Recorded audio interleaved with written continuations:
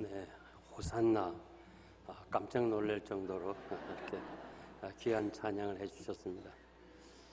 우리 찬양대가 호산나 이렇게 불렀을 때도 이렇게 우렁찬데, 예루살렘에 입성하실 때 그 호산나 100만 이상이 호산나 했을 때 그 소리가 진동했는데 그것을 지진 난 것으로 그렇게 성경은 기록하고 있습니다. 소동이라는 말은 지진이라 그런 뜻입니다.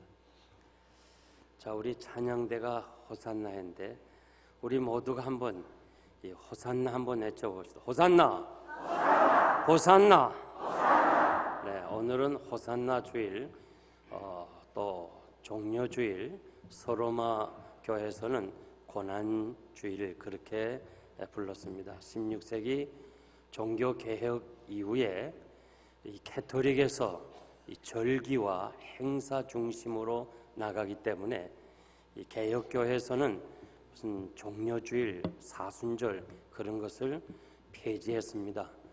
저희들이 어린 시절에 목사님께서 이 고난주일을 맞이하면서 여러분들이 이 주간에만은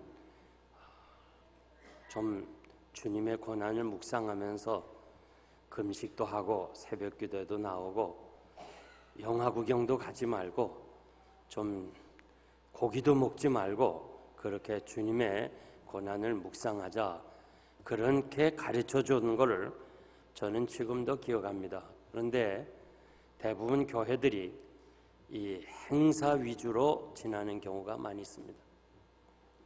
이 캐톨릭은 행사 중심으로 나가고 저희들은 이 종려주일에 그 의미가 무엇인가, 행사가 아니고 의미가 중요합니다. 오늘 예수님이 예루살렘에 입성한 사건을 통해서 우리가 어떤 의미를 깨달아야 되느냐, 이 문제에 대해서 여러분들에게 말씀드리겠습니다. 첫째는 예수님은 누구신가, 이것을 알 수가 있습니다. 예수님께서 대부분 공생의 기간 동안 예루살렘의 중심이 아니고 갈릴리 지방 중심으로 사역하시면서 자기가 누구시라는 것을 밝히지 않았습니다. 그런데 이제 이 죽음의 십자가를 져야 되는 이 순간에 자신이 내가 이런 사람이다 하는 것을 공개적으로 발표한 것이 바로 예루살렘 입성입니다. 거기에 제사장들 혹은 백성들, 관원들, 여러 사람들에게 자신이 숨겨졌던 것이 나는 이런 사람이다, 이렇게 표현한 사건이 유월절 사건입니다. 그러므로 우리는 이 사건을 통해서 첫째 알아야 될 것은 예수님은 과연 어떤 분인가, 누구신가를 알 수가 있습니다.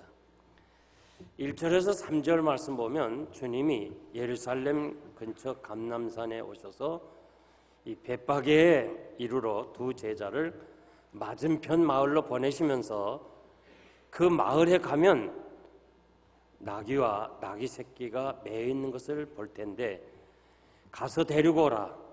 만약 누가 너 왜 가져가느냐 물으면 주가 쓰시겠다 하라 하면 줄 것이라고 말씀해 주었습니다. 우리는 이 말씀을 통해서 예수님은 다 알고 계신다는 걸 알아요. 우리 주님은 인성을 가지시고 동시에 신성을 가지셨어요. 다 알고 계세요. 그러므로 주의 눈에 숨겨질 것이 하나도 없습니다. 우리의 모든 행위를 다 알고 계시고 이것이 믿어진다면 우리는 하나님 앞에서 생각까지도 바르게 해야 될 줄 압니다. 계시록 2장 2절 이하에 보면 내가 내 행위와 수고와 내 인내를 알고 또 악한 자들을 용납지 아니한 것과 자칭 사도라 하되 아닌 자들을 시험하여 그 거짓된 것을 내가 드러낸 것과 내가 참고 내 이름을 위하여 견디고 게으르지 아니한 것을 안다고 말씀하십니다. 주님은 다 알고 계신다고 그랬어요. 마태복음 10장 29절 이하에 보면 쉬운 예로 참새된 비유를 말씀했어요. 한 아사리온의 제일 작은 합회단입니다. 어떤 사람은 이것을 우리나라 돈으로 환산해서 1,500원이라고 합니다. 한 아사리온에 참새 2마리가 팔리지만은 그러나 너의 아버지께서 허락이 없으면 절대 이 땅에 떨어지지 아니한다. 우리 머리털까지 세신다. 그렇게 말씀해 줬어요. 누가복음 12장 6절 말씀 보면 참새 이 5마리가 2 아사리온에 팔린다. 그렇지만 하나님 앞에서는 참새 1마리도 잊어버린 바 되지 아니한다. 그러니까 참새가 얼마나 가치가 없는 거 아니?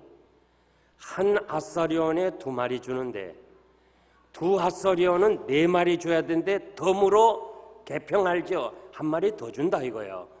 그 정도로 참새가 가치가 없는 새지만은 그 참새까지 다 하나님이 알고 계시는데 하물며 너일까 보냐. 믿습니까? 여러분 다 알고 계신다고 그랬어요. 시편 139편 1절 이하에 보면 여호와여 주께서 나를 감찰하시고 아셨나이다. 주께서 나의 앉고 일어섬과 나의 생각과 나의 눕는 것을 아시고 내 말하는 것도 아시고 다 아신다. 주님은 나다나엘에게 그 마음속에 간사가 없다. 마음속까지 하셨어요.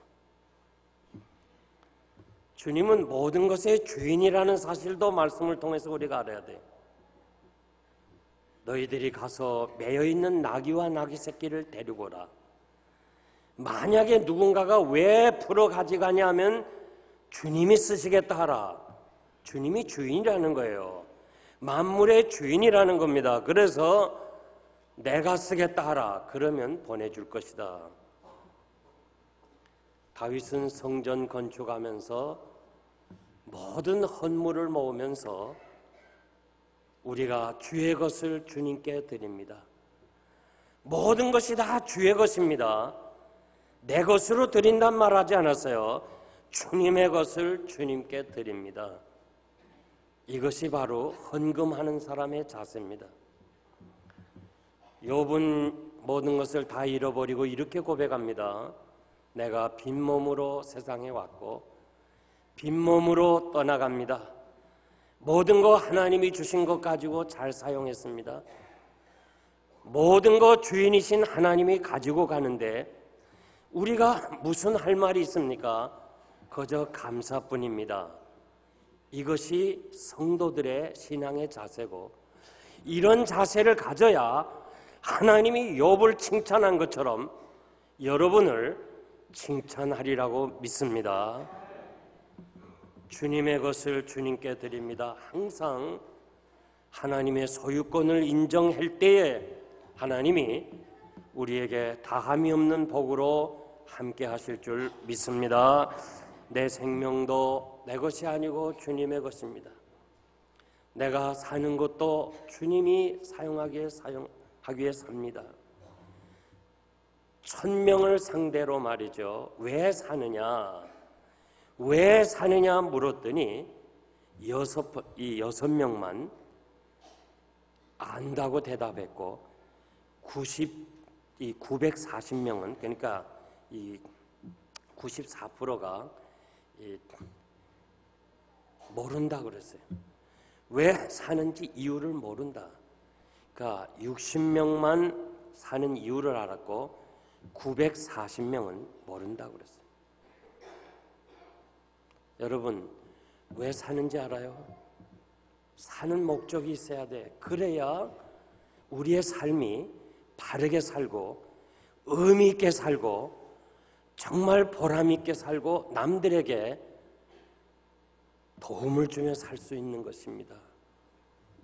나귀 새끼가 태어난 거, 나귀 새끼가 매여 있는 거, 이거 우연이 아니고 주의 영광을 위해서, 주님의 그 예루살렘 입성을 위해서 사용되어지기 위하여 하나님의 섭리 속에 매여 있었다는 것을 믿는다면 나의 생애도 나의 삶도 하나님께서 쓰시기 위해서 나를 지금까지 생명을 살려주시고 나를 쓰시기 위해서 주께서 오늘도 섭리 속에 여기 있습니다 하는 이 신앙의 확신을 가지게 되는 거예요. 주님을 나의 구주로 나를 위해서 십자가에서 대신 죽으신 주님을 고백한다면 주님이 나의 주인이 되시고 내 모든 것은 주님을 위해서 사용되어지기를 원합니다 할 때에 우리 주께서 여러분들을 귀하고 존귀하게 모자람이 없이 인도해 주실 줄 믿습니다. 누가복음 22장에 보면은 유월절 명절을 지키기 위해서 우리 주님이 베드로와 요한을 성 안에 보내시면서 너희가 예루살렘 성 안에 들어가면 어느 한 여자가 이 물동이를 이고 가는 사람을 볼 것인데 그 사람을 따라가면 그리고 따라가서 내가 유월절 명절을 지키겠으니 방을 하나 달라 얘기해라. 그대로 가보니까 진짜 여인이 물동이를 메고 가요. 이고 간단 말이에요. 그래서 따라가서 우리 주님이 이렇게 말씀하셨다 하니까 이 다락방을 쓰세요. 다락방을 줬습니다. 그것이 유명한 최후의 만찬에 사용했던 다락방입니다. 지금도 성지에 가면 그 다락방이 있어요. 기념비적인 장소가 되었어요. 주님 위해서 쓰여진 것은 다 주님이 영광을 받으시고 기념비적인 사건이 될 줄 믿습니다. 누가복음 12장에 보면 어리석은 부자가 이제 곡식이 풍성히 거두고서 창고가 부족해서 창고를 더 확장하고 거기에 먹을 것을 가득히 채워놓고 내 영혼아 이제 많이 준비했으니까 이제 노후를 평안히 지내자. 내 것이라는 말이 많이 나와요. 그때 주님이 오늘 밤 내 영혼을 도로 찾으면 쌓아놓은 것이 네 것이 되겠느냐. 이 말씀을 여러분 어떻게 해석해요? 어떻게 이해를 해요? 부자의 교만이라는 말을 많이 해석하는데 저는 주인의식을 분명하게 일깨워주는 거예요. 내 것이 아니고 하나님의 것이라는 거예요. 내 것이라고 자랑하면 하나님이 취해가겠다는 겁니다. 우리가 그토록 사랑하고 또 아끼고 여러 가지 정말 귀하다고 자랑하는 것들은 주님이 오늘 밤 우리를 부르시면 우리는 다 두고 가야 돼요. 하나도 가지고 갈 것이 없어요. 그렇기 때문에 항상 내 것이라 생각하지 말고 주의 것이라고 여러분들이 항상 그렇게 믿고 순종하시기를 바랍니다. 이사야 선지자는 미련한 나귀도 주인의 구유를 알건만은 미련한 나귀지만은 자기 주인이 그래도 그 여물통에 주는 그 음식 그리고 그 주인을 알아요. 이스라엘 백성은 나를 모른다고 하나님이 단식했어요. 사랑하는 성도 여러분, 주님이 나의 모든 것을 알고 계신다는 거 이 종려주일에 여러분들이 꼭 기억하시고 내 모든 것을 안다고 할 때 우리의 삶을 주님께 맡기시기를 바랍니다. 나의 모든 것이 다 주의 것입니다. 내 생명도 내 건강도 내가 가진 소유도 다 주의 것입니다. 주님이 언제든지 쓰시겠다면 사용하세요. 이런 마음을 가지고 나간다면 반드시 하나님께서 여러분에게 건강과 재물과 그리고 능력을 주실 줄 믿습니다. 두 번째, 성경을 무엇을 말씀하는가를 알 수 있습니다.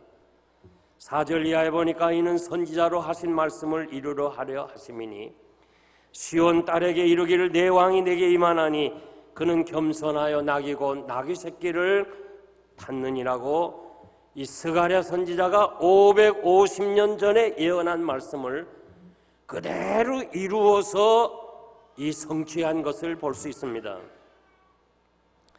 제자들도 처음에는 몰랐다고 요한복음 12장 16절에 말씀했어요. 우리 선생님이 예루살렘에 입성할 때 말을 타고 가시든지 아니면 무슨 걸어가시든지 하지 부끄럽게 나귀 새끼를 타고 가느냐. 나귀 새끼는 큰 개만 해요. 아주 작아요. 여러분들이 타면 그냥 그 발이 끌리는 정도로 나귀 새끼가 작아요. 그런데 그것을 타고 갈 때 제자들도 이해를 못했어요. 우리 주님이 왜 이렇게 하시는가 잘 몰랐다고 그랬는데 주님이 영광을 받으신 후에야 알았다는 거예요. 주님이 십자가에 죽으시고 부활하셔서 말씀을 풀어 해석해 줄 때에 그제서야 말씀대로 스가랴 선지자가 예언한 대로 나귀 새끼를 타셨구나, 그 후에야 알았다는 겁니다. 제자들도 몰랐는데 백성들이 알 리가 있습니까? 성경에서 예언하신 말씀대로 이루어진 것을 우리가 이 종료주일에 다시 한번 깨달아야 돼요. 성경은 뭐예요? 성경은 예수님에 대한 말씀이에요.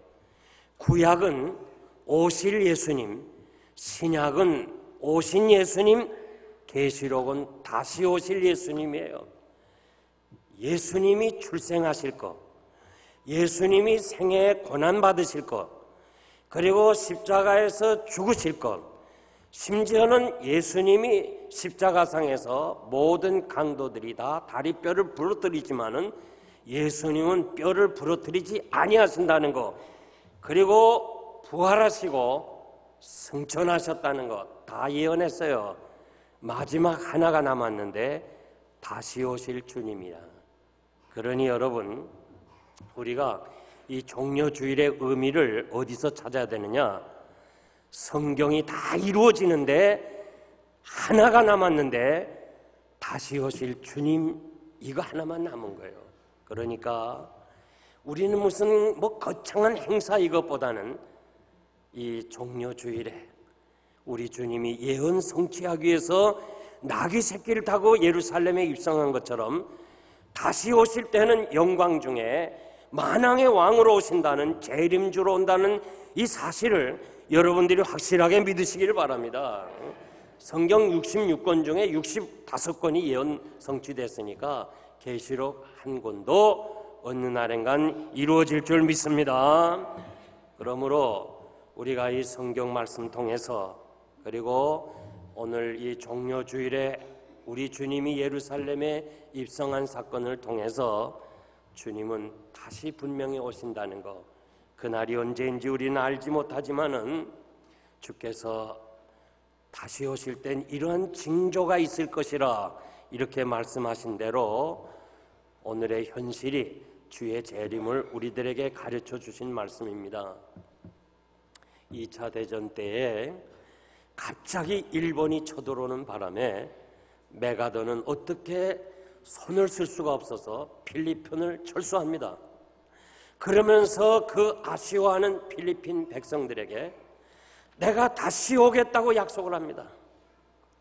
내가 다시 오겠다고 약속하면서 필리핀을 떠났는데 2년 후에 레이트만 해안에 도착해서 메가더가 처음으로 상륙하면서 하는 말이 뭐예요?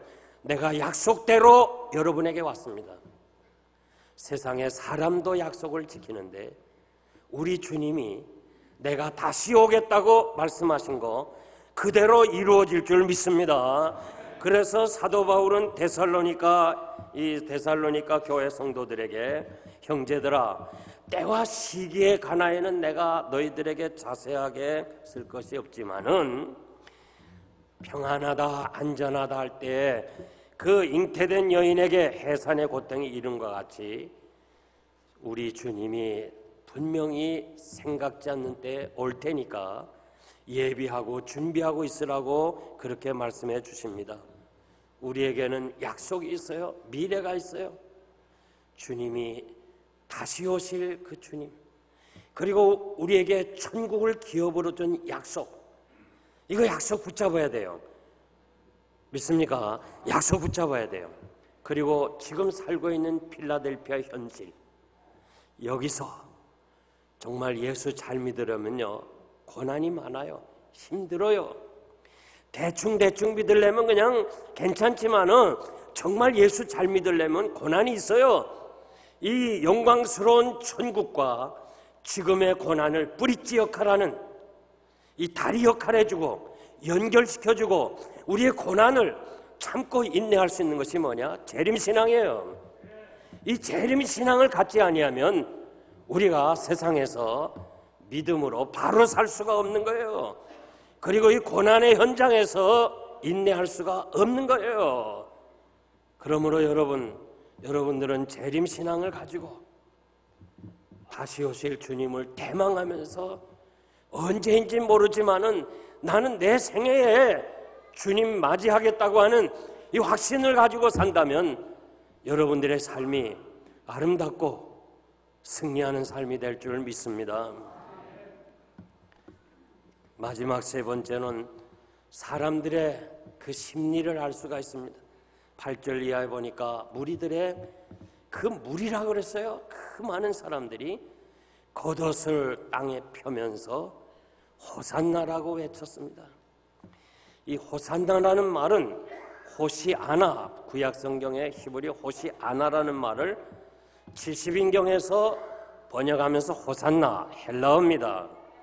여기 나라는 말은 지금이라는 말이에요. 호산이라는 말은 구원하소서, 그러니까 지금 구원하소서, 그런 말이에요. 내일이 아니라 지금 예루살렘 입성하는 지금 우리를 구원해달라, 그것이 호산나라는 뜻입니다. 그래서 초대교회는 이 호산나를, 메시아를 기다리는 신앙 고백으로 썼습니다. 얼마나 호산나 소리가 요란했으면은 성경에 보니까 소동, 지진이라고 그랬어요.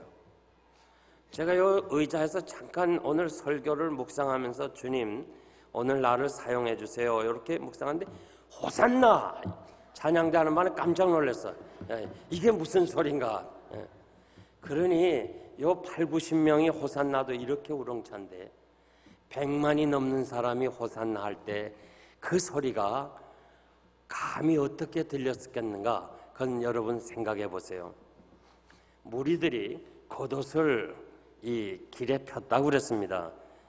우리는 세 가지 문제로 살죠. 의식주 문제. 이스라엘 사람도 마찬가지예요. 먹는 거, 마시는 거, 그리고 주택인데 주택은요 겉옷이에요. 겉옷. 이스라엘은 나라가 더워서 집이 없어도 돼요. 겉옷만 하나 있으면 그것이 집이 되는 거예요. 그런데 그 겉옷을 땅에 깔았다는 건 뭐예요? 얼마만큼 환영했다는 거 알죠? 겉옷같이 귀중한 것도 다 땅에 깔아버렸어요. 그래서 우리 주님께서 마태복음 6장에서 너 염려하지 말라 하면서 무엇을 입을까에 대해서 얘기했잖아요. 그 주택 문제 걱정하지 말라. 주님이 너희가 있어야 될 거 다 하신다고 말씀해 주었습니다. 저는 겉옷을 길에 편다는 것은 쉬운 일이 아니라고 생각합니다. 왜 이들이 이렇게 큰 일을 했을까? 나라가 빼앗기고 주권이 빼앗겼어요. 이제 저들에게 하나의 희망이 있어요. 다시 우리가 해방되기를 원했어요. 나라가 다시 회복하기를 원했어요. 6월절은 우리로 말하면 광복절과 같아요. 그러니까 이 광복절이 올 때마다 우리도 그 과거를 기억하는 것처럼 이 이스라엘 백성들은 6월절이 오면서 로마의 박해로부터 해방되기를 원했어요. 그래서 이 6월절 명절 행사 때 예루살렘에 들어올 때마다 로마는 비상근무를 해요. 그리고 종교 지도자들은 혹시나 폭동이 일어나지 않을까 근심하면서 보내는 절기예요. 이렇게 많은 무리들이 예수님을 찬양했습니다. 그런데 4일이 지나서 빌라도 법정에서 예수를 십자가에 못을 박으라 했어요. 이걸 도대체 어떻게 해석해야 돼요? 이걸 어떻게 이해를 해야 돼요? 예루살렘에 들어온 사람들이 아마도 오비영리오 현장에서 남자만 5,000명이었으니까 현장에 있었던 사람들이 예루살렘에 있었을 거예요. 산상수훈을 들은 사람들이 있었을 거예요. 그리고 예수님 통해서 병자를 고쳐준 사람, 고침받은 사람이 있었을 거예요. 이런 사람들이 이제 예루살렘에 들어가면서 나오면서 주님이 들어가는 걸 보았거든요. 그러니까 그때 비로소 지금이 바로 구원 때가 왔다. 지금이 로마에서부터 해방되는 순간이 왔다고 떠들었어. 몇 사람이 떠드니까 갑자기 이것이 군중 심리가 돼서 모든 사람이 다 떠들게 되는 거예요. 저는 이 예루살렘의 무리들이 일시에 호산나 부르는 것은 무슨 구원의 주를 찬양한 것이 아니고 군중 심리에 의해서 자, 이런 때에 해방해달라, 지금 구원해달라는 거예요. 지금 이 순간이 바로 우리가 로마로부터 해방되는 순간이라는 거예요. 비행기를 탈 때는요, 비행기가 이륙할 때와 착륙할 때가 제일 위험해요. 항해할 때는 어려움이 없어요. 웬만한 그거 없어요. 비행기는 절대 후진을 못합니다. 왜냐하면 엔진이 돌아가면서 배기가스가 다시 밀어줘야 되기 때문에 비행기는 후진을 못합니다. 그래서 비행기가 스타트해서 이륙하려고 할 때 앞에 장애물이 있어도 스탑이 안 돼요. 그러니까 무슨 뭐가 있어도 할 수 없이 가야 되는 거예요. 앞만 가야 되니까.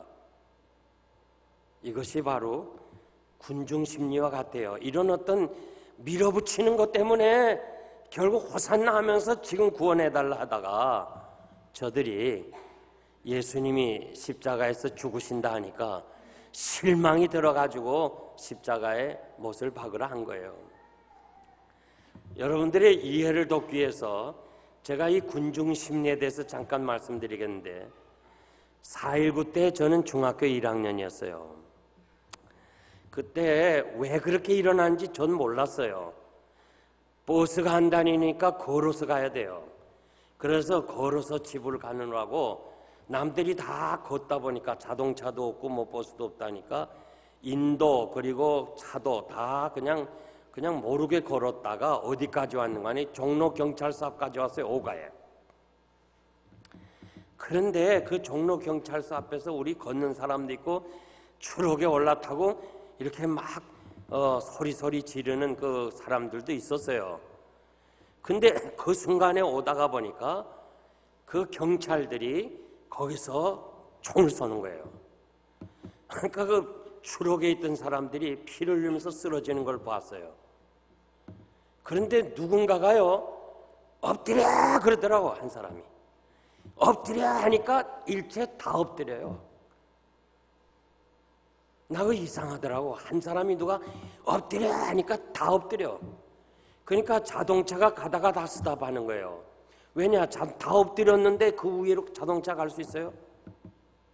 앞에서 가고 뒤에서 가고 차가 가다가 엎드려 하니까 그냥 다 엎드리고 차에 있는 탄 사람만 총에 맞아서 죽는 걸 봤어요.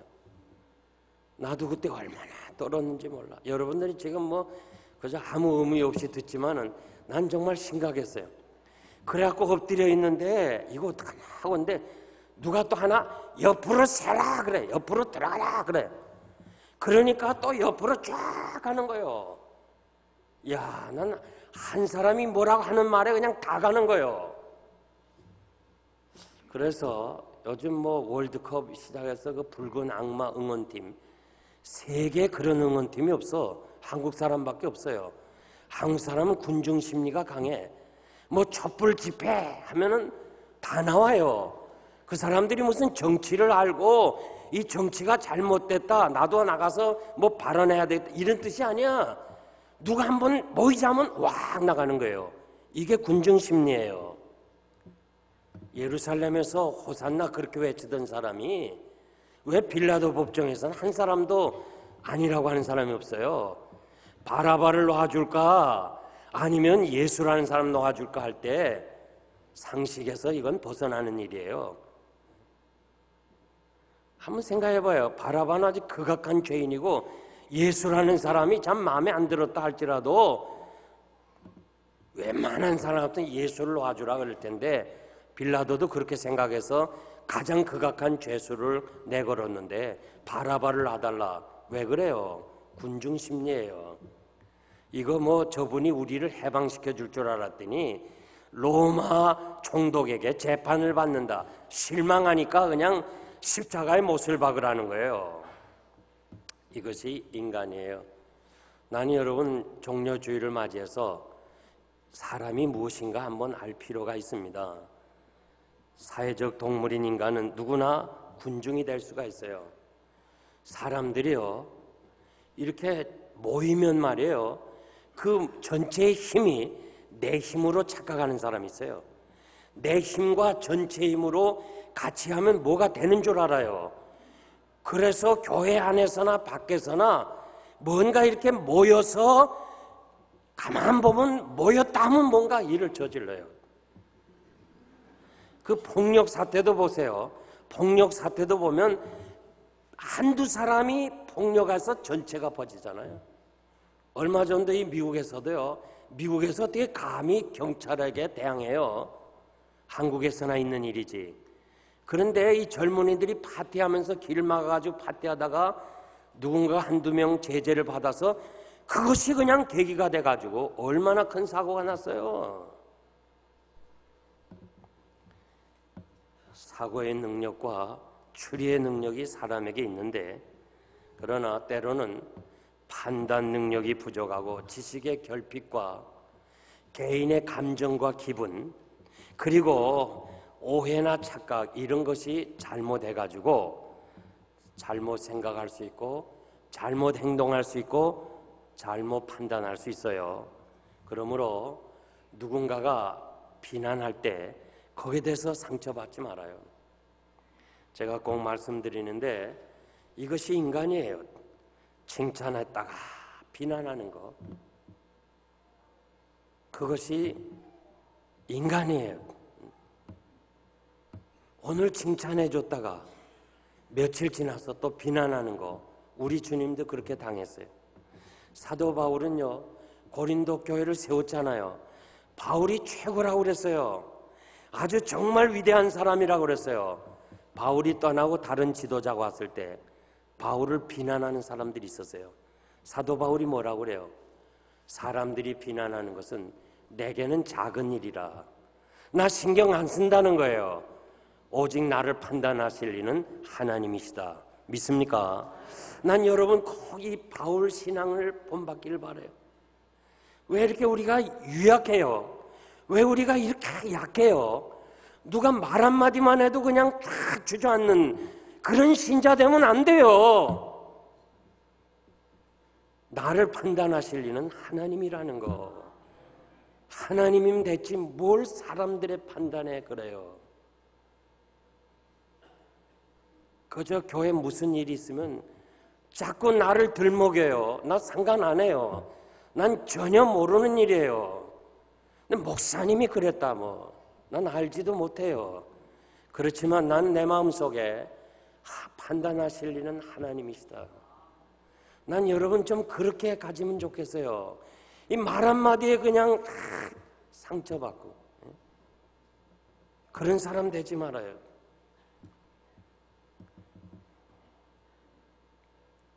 고난주간을 맞이하면서 주님도 이렇게 비난을 받으시고 사도 바울도 그리고 앞서간 많은 사람들이 정말 사람들에 의해서 비난받고 칭찬받고 뭐 이런 사건을 통해서 그래도 그것을 다 감당하고 주의 길을 가신 것처럼 오늘 이 종려 주일에 정말 인간이라는 건 이런 것이다 하는 것을 깨닫고 사람들에 의해서 좌우되지 않는 성도가 되시기를 바랍니다.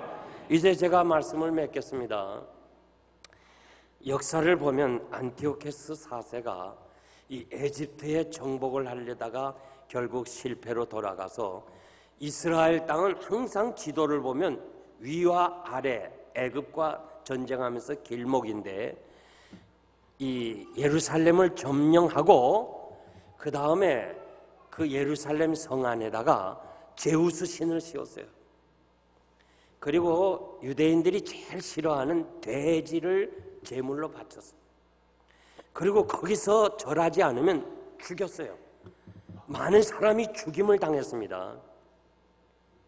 그러면서 이 안티오코스 4세가 이스라엘 전 지역에다가 제단이 있는 곳마다 제우스 신을 섬기라고 그랬어요. 그리고 거기서 돼지를 제물로 바치라고 그랬어요. 그런데 모디안 지역의 제사장인 마티티아스라는 사람이 거절을 했어요. 그렇게 할 수 없다는 거예요. 그래가지고 5 아들과 함께 이 안티오코스 강한 군대와 싸워가지고 저들을 멸하고 예루살렘을 회복하는 거예요. 예루살렘을 다시 정복하고 그 제우스 신을 다 내보내고 버리고 깨끗이 성전을 회복했다. 이것이 바로 오늘 하누카라는 거예요. 하누카. 12월 달이 되면 여러분 우리 주변의 집의 창문가에 7개 촛대를 세우죠. 그것이 하누카의 기념이에요. 예루살렘을 봉헌한다 그 말이에요. 우리 성경에는 수전절이라는 말이 나와요. 새 번역에는 봉헌절이라 이렇게 번역을 했는데, 그러면서 이 하누카 이런 기념비적인 행사가 어디서 왔는가 하니 마카비 형제들이 예루살렘을 회복하고 들어올 때 사람들이 겉옷을 펴고 호산나 하면서 그냥 종려나무를 흔들었어요. 이것은 다시 말해서 예수님 당시에도 이 사건을 알고 있었어요. 그러니까 백성들이 전부 예수님을 왕으로 모시는 거예요. 그러면서 이제 회복해 주실 것이다.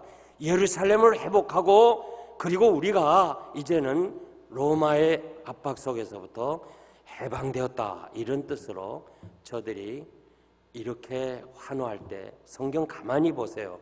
사복음서 다 보세요. 우리 주님 알고 계시지만은 사람들의 환호에 대해서 반응이 없었어요. 난 이것을 여러분들에게 강조하고 싶어요. 주님은 인간의 칭찬이나 호의에 아무런 가치를 두지 않았어요. 다만 자신의 갈 길, 하나님이 맡겨주신 구원 사역의 길을 가시고 있었어요.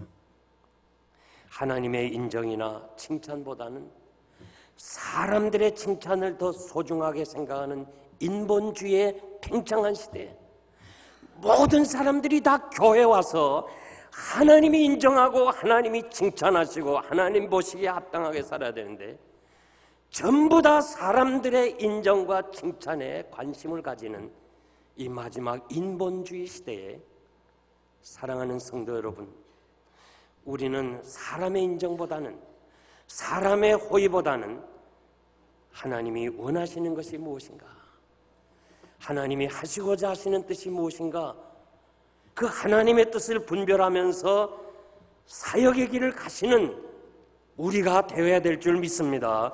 대중의 인기처럼 변덕스러운 것이 어디에 있습니까? 모래 위에 집을 짓는 것처럼 정말 세상의 허망한 것에 우리의 관심과 우리의 마음을 빼앗기지 말고, 누가 무슨 말을 하고 칭찬해 준다고 해서 교만하지 말고, 누가 무슨 말을 해서 비난하다고 해서 그거 아파하지 말고, 우리 주님이 말없이 십자가의 길을 가신 것처럼 나도 사명자의 길을 가겠습니다 하는 이 신앙이 여러분들에게 있어서 좌로나 우로나 흔들리지 말고 오직 주님만 바라보고 믿음의 길을 가는 성도 여러분 되시기를 바랍니다.